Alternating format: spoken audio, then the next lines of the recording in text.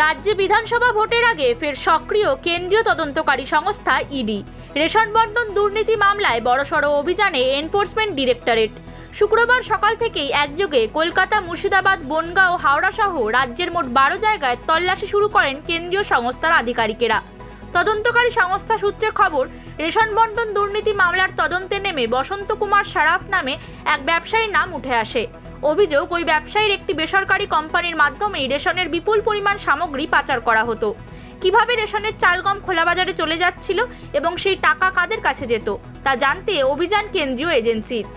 এদিন উত্তর 24 পরগনার বনগাঁর মতিগঞ্জে ব্যবসায়ী আয়ুব মণ্ডল ও ছয়ঘরিয়া পঞ্চায়েতে তৃণমূলের পঞ্চায়েত সদস্য পরিতোষ বিশ্বাসের আমলাপাড়ার বাড়িতে ইডি হানা দেয়।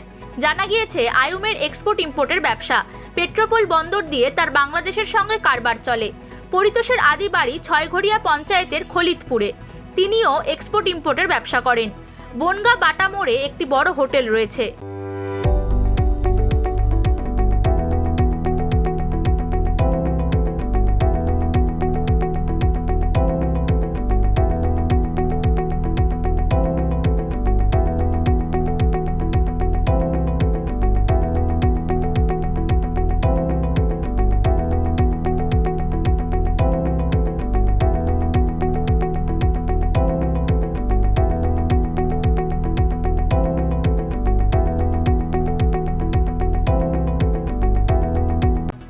পশ্চিম বর্ধমানের রানীগঞ্জ শহরের এমএসবি রোডের শিশুবাগান মোড় এলাকায় এক চাল ব্যবসায়ীর বাড়িতে ইডির অভিযান।